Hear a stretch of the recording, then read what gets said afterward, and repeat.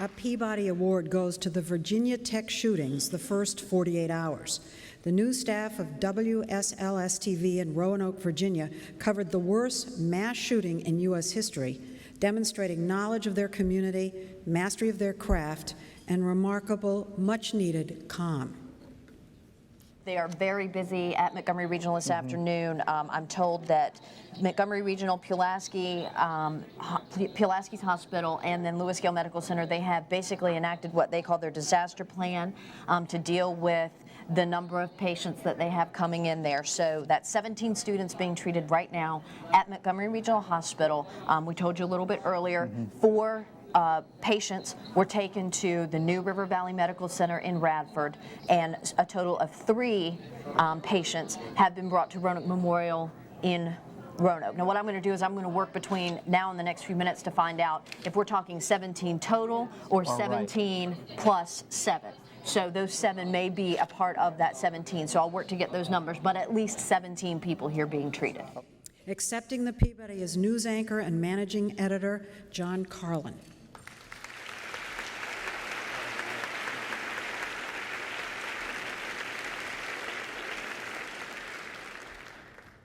When you're in Roanoke, Virginia, and they tell you that you've won a Peabody, I'm reminded of a story from Virginia Tech where one of the young running backs last year scored a touchdown very early in the season, and he celebrated just a bit too much.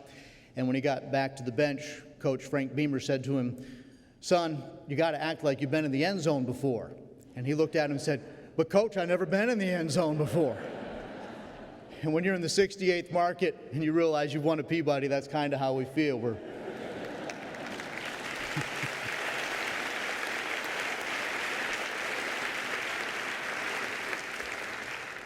Just very briefly, almost everybody in the newsroom that day, and there's about 40 of us, had some connection to the university. My co-anchor had family working at the university. Another one of our anchors and I both were adjunct faculty at the university, and none of us knew how many degrees of separation there was between this tragedy that was unfolding before our eyes and what was unfolding before the public's eyes at the same time. And as the number of dead jumped from 2 early on in the day to 20 to 32, we started to realize the magnitude of what it was that we were dealing with that day. And I was mindful, I actually had just a moment to think that day of one of the lessons I taught in class, because I had many of my students read Walter Cronkite's book.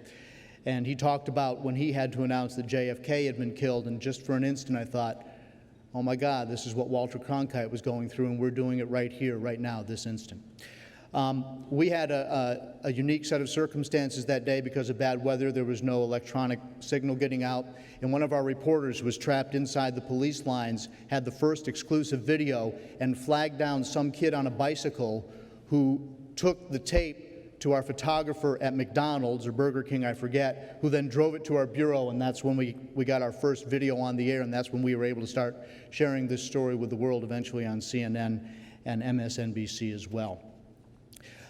It was just quite a day. I would like to mention that we wish that this award, which is clearly the greatest honor that any of us has ever had the opportunity to be associated with, we're so thankful for the recognition, but we certainly wish, because of the tragedy, that we never had the opportunity to win this award.